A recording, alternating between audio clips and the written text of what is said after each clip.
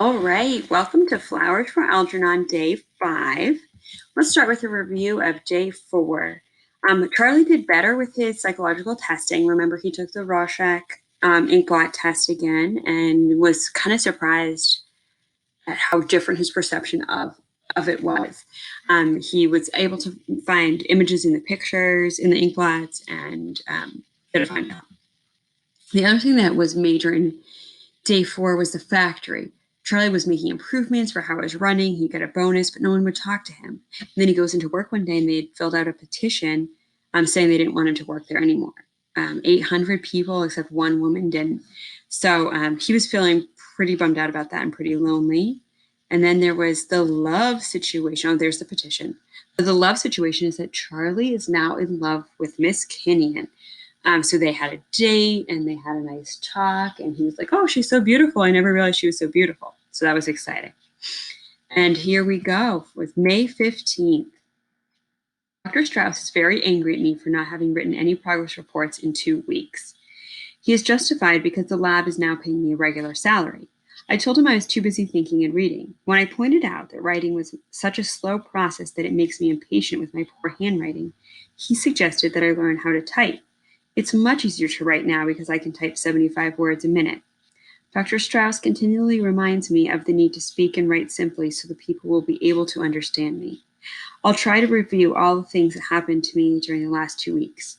Algernon and I were presented to the American Psychological Association sitting in convention with the World Psychological Association. We created quite a sensation. That's a vocab word, right? So that means people were very impressed. So that means that Dr. Niemer and Dr. Strauss took Algernon and Charlie to this big group of psychologists and told them about what they had done with the research and the surgery and the results and kind of showed them off. Dr. Niemer and Dr. Strauss were proud of us. I suspect that Dr. Niemer, who is 60, 10 years older than Dr. Strauss, finds it necessary to see tangible results of his work.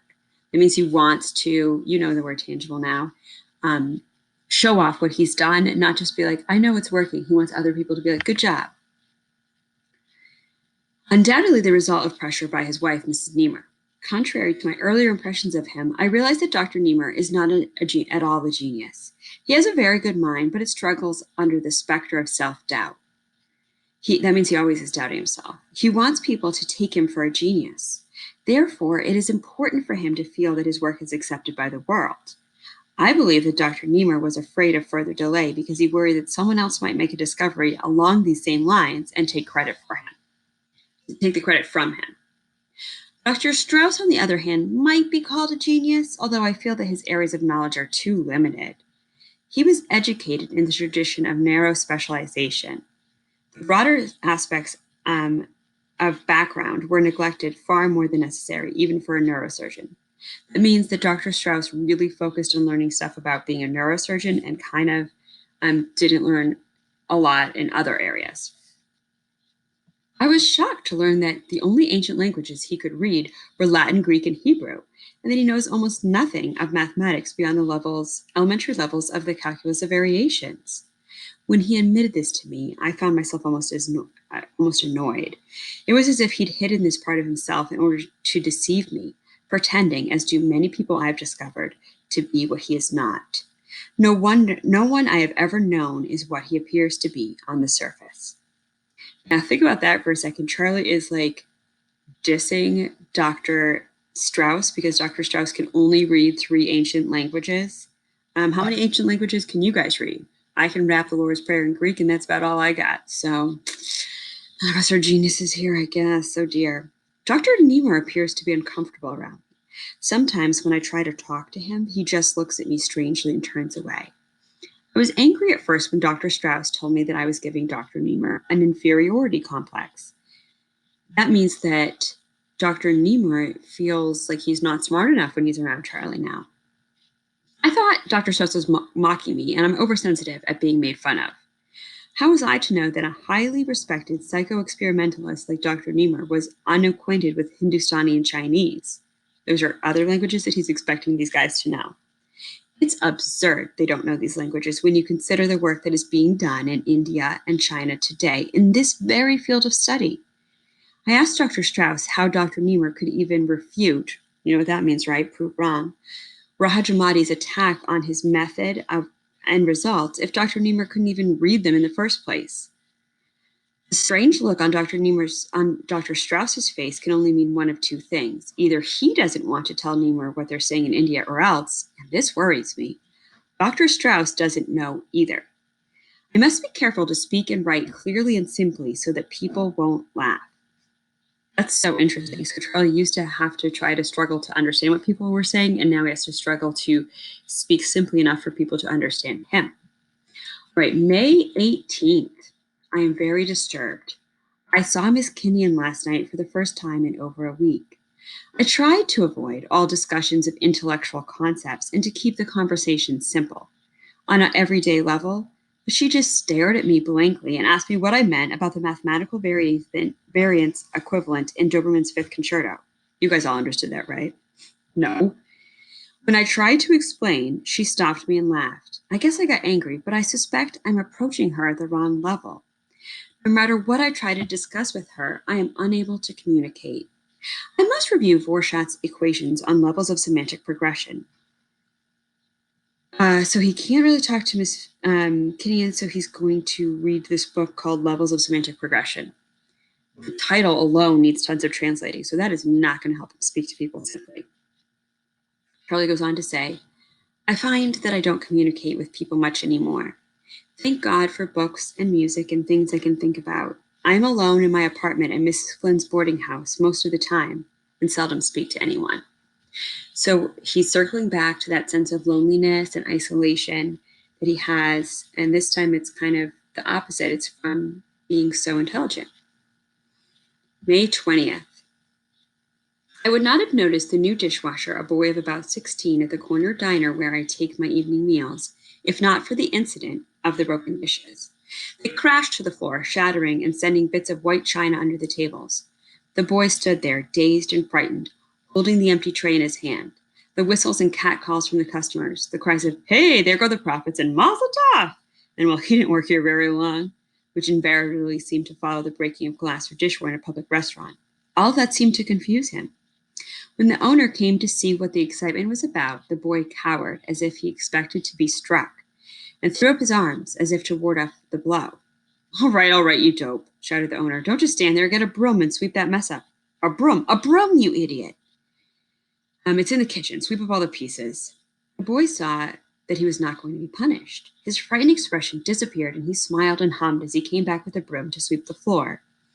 A few of the rowdier customers kept up the remarks, amusing themselves at his expense. Here, Sonny, over here's a nice piece behind you. Come on, do it again. It's not so dumb. It's easier to break them than to wash them, right? As his vacant eyes moved across the crowd of amused onlookers, he slowly mirrored their smiles and finally broke into an uncertain grin at the joke, which he obviously did not understand.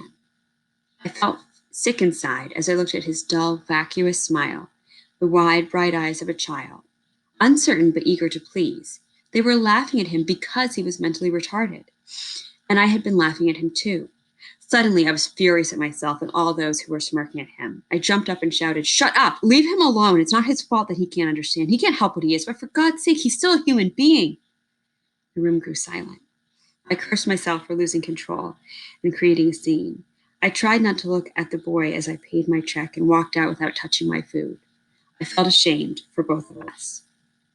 How strange it is that people of honest feelings and sensibility, who would not take advantage of a man born without arms or legs or eyes, how such people think nothing of abusing a man born with low intelligence. That means that people wouldn't really want to pick on someone for being in a wheelchair, but they would pick on someone if they didn't understand something. Like that's more widely accepted, which is sad. It infuriated me, made me angry, to think that not too long ago, I, like this boy, had foolishly played the clown for everyone, and I had almost forgotten. I had hidden the picture of the old Charlie Gordon from myself, because now that I was intelligent, it was something that had to be pushed out of my mind. But today, in looking at that boy for the first time, I saw what I had been. I was just like him. Only a short time ago, I learned that people laughed at me. Now I can see that unknowingly I joined in with them, laughing at myself, and that hurts most of all. I often reread my progress reports and see the illiteracy, that means like the bad writing and spelling, the childish naivete, similar to our word naive, so not understanding the world around him. The mind of low intelligence peering from a dark room through the keyhole at the dazzling light outside. I see that even in my dullness, I knew that I was inferior and that other people had something I lacked, something denied me. In my mental blindness, I thought that it was somehow connected with the ability to read and write, and I was sure if I could get those skills, I would automatically have intelligence too. Even a feeble minded man, that means a weak minded man or someone who can't think super well on their own, wants to be like other men. A child might not know how to feed itself or what to eat, yet it knows when it's hungry. This then is what I was like. I never knew. Even with my gift of intellectual awareness, I never really knew what I had been like. This day was good for me. Seeing the past more clearly, I have decided to use my knowledge and skills to work in the field of increasing human intelligence levels. Who is better equipped for this work? Who else has lived in both worlds? These are my people. So that means Charlie has made a decision to take all his high IQ and all his intelligence and start working on the same thing Dr. Niemer and Dr. Strauss are working on, which is helping other people become smarter. Let me use my gift to do something for these people. Tomorrow, I will discuss with Dr. Strauss the manner in which I can work in this area. I may be able to help him work out the problems of widespread use of the technique which was used on me. I have several good ideas on my own. There's so much that might be done with this technique. If I could be made into a genius, what about thousands of others like myself?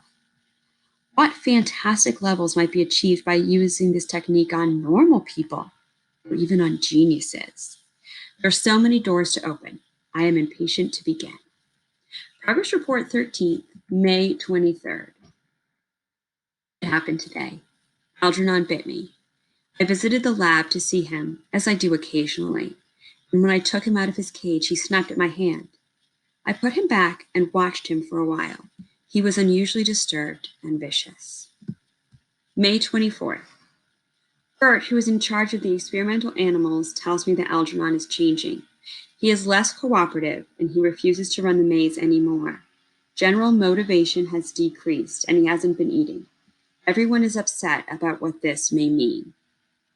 They're upset because Algernon had the same surgery as Charlie, the surgery that Dr. Niemer and Dr. Strauss have been working on. Algernon is now showing really negative signs. He's refusing to do work. Doesn't seem to care anymore. He's being angry and violent. And people are worried that that means this could be a result from the surgery. What if this is something that might happen to Charlie? Is this just something that's unique to Algernon, unique to mice? They aren't sure, so they're a little worried. May 25th. They've been feeding Algernon, who now refuses to work the shift lock problem. That was the problem he had to solve to get food. Everyone identifies me with Algernon. In a way, we're both the first of our kind. They're all pretending that Algernon's behavior is not necessarily significant for me, but it's hard to hide the fact that some of the other animals who are used in this experiment are showing strange behavior. It's really interesting that he refers to like the other animals. Is he an animal in this experiment? How does he view himself? Dr. Strauss and Dr. Niemer have asked me not to come to the lab anymore. I know what they're thinking, but I can't accept it. I am going to go ahead with my plans to carry their research forward. With all due respect to both of these fine scientists, I'm well aware of their limitations. If there is an answer, I will have to find it out myself. Suddenly, time has become very important to me. So here Charlie's saying that Dr. Niemer and Dr. Strauss aren't smart enough to know really what's going on with Algernon. He has to find out himself about this. May 29th. I've been given a lab of my own and permission to go ahead with the research. I'm onto something, working day and night. I've had a cot moved into the lab. Most of my writing time is spent on the notes, which I keep in a separate folder, but from time to time, I feel it necessary to put down my moods and thoughts out of sheer habit in these progress reports. I find the calculus of intelligence to be a fascinating study. That means the measure of intelligence. Here is the place for the application of all the knowledge I have acquired. In a sense, it's a problem I've been concerned with my whole life, because he's always wanted to be smart. May 31st. Dr. Strauss thinks I am working too hard. Dr. Niemer says I'm trying to cram a lifetime of research and thought into a few weeks. I know I should rest, but I am driven by something inside that won't let me stop. I've got to find the reason for the sharp regression in Algernon. I've got to know if and when it will happen to me. So Charlie's research is trying to find out, why is Algernon behaving this way? Is it a regression to how Algernon was before the surgery? And is this going to happen to Charlie? Now we have June 4th, where he's included a copy of this crazy scientific letter to Dr. Strauss. I'll read it and then I'll explain it. Dear Dr. Strauss, under separate cover, I am sending you a copy of my report entitled The Algernon-Gordon Effect, a study of structure and function of increased intelligence, which I would like to have you read and have published. As you see, my experiments are completed. I have included in my report all of my formulae, as well as mathematical analysis in the appendix. Of course, these should be verified. Because of its importance to both you and Dr. Niemer, and need I say to myself as well, myself too, I have checked and rechecked my results a dozen times in the hope of finding an error. I am sorry to say that the results must stand. Yet for the sake of science, I am grateful for the little bit that I here add to the knowledge of the function of the human mind and the laws governing the artificial increase of human intelligence. I recall you once saying that an experimental failure or the disproving of a theory was as important to the advancement of learning as a success would be. I know now that this is true. I am sorry, however, that my own contribution to the field must rest upon the ashes of the work of two men I regard so highly. Yours truly, Charlie Gordon. So let's take a look at this. So he says that he's sending him his report, which is called the Algernon-Gordon effect. So that's named after Algernon and Charlie. That's his last name. And it's a study of the structure and function of increased intelligence. So the structure is the makeup of increased intelligence, like what makes it up, and how it works, which is the function. So he's completed these experiments, included all the information. He just wants someone to double check it, but he does say that he has rechecked everything multiple times and that he's pretty sure it's totally positive. And he's sorry about it. So that means it's not good news. He says, yet for the sake of science, he is grateful that for the little bit that I here add to the knowledge of the function, blah, blah, blah. So he says that he is glad he has learned more that he can share with science. And he remembers that one time Dr. Strauss told him that even if you disprove a theory, you're still adding to science because that kind of eliminates some options. So he's glad he could do that. However, the theory that he disproved is the one that Strauss and Niemohr came up with, and that's how to make people smarter. And so he's just basically saying that their work is ash, which means it doesn't work. It's a total failure, and that has a lot of implications for Charlie. So let's read one more progress report, June 5th. I must not become emotional. The facts and results of my experiments are clear. And the more sensational aspects of my own rapid climb cannot obscure the fact that the tripling of intelligence by the surgical technique developed by Drs. Strauss and Niemohr must be viewed as having little or no practical applicability at the present time to the increase of human intelligence. So that means no matter how fast Charlie got smart and no matter how smart he got, tripling someone's intelligence by surgery doesn't work. As I review the records and data on Algernon, I see that although he is still in his physical infancy, he has regressed mentally. So Algernon's a young mouse, but he's now gone back to even acting younger than he should, despite the surgery. So if he hadn't had the surgery, he would act a certain way, and he's acting even younger than that. Motor activity is impaired. There's a general reduction of glandular activity. There's an accelerated loss of coordination. So Algernon is not only not as smart, he has lost the ability to move as well, and his body's not functioning correctly, and he's just not coordinated. So it's more than just a drop in intelligence. It's a drop in everything his brain can do. There are also strong indications of progressive amnesia, so gradually forgetting things more and more. As will be seen by my report, these and other physical and mental deterioration syndromes can be predicted with statistically significant results by the application of my formula. That means Charlie has a formula that can predict, that's cool math, right, Miss Sylvia? That can predict how these losses of ability will happen. The surgical stimulus to which we were both subjected has resulted in intensification and acceleration of all mental processes. So the surgery sped up their brain, and their ability to do everything. The unforeseen development, which I've taken the liberty of calling the Algernon-Gordon effect, is a logical extension of the entire intelligence speed-up. The hypothesis here proven may be described simply in the following terms. Artificially increased intelligence deteriorates at a rate of time directly proportional to the quantity of the increase. So, if someone increases intelligence a whole lot, that means that they're going to lose that intelligence really, really fast. I feel that this in itself is an important discovery. As long as I am able to write, I will continue to record my thoughts in these progress reports. It is one of my few pleasures. However, by all indications, my own mental deterioration will be very rapid. I've already begun to notice signs of emotional instability and forgetfulness, the first symptoms of burnout. And that is the end of day 5.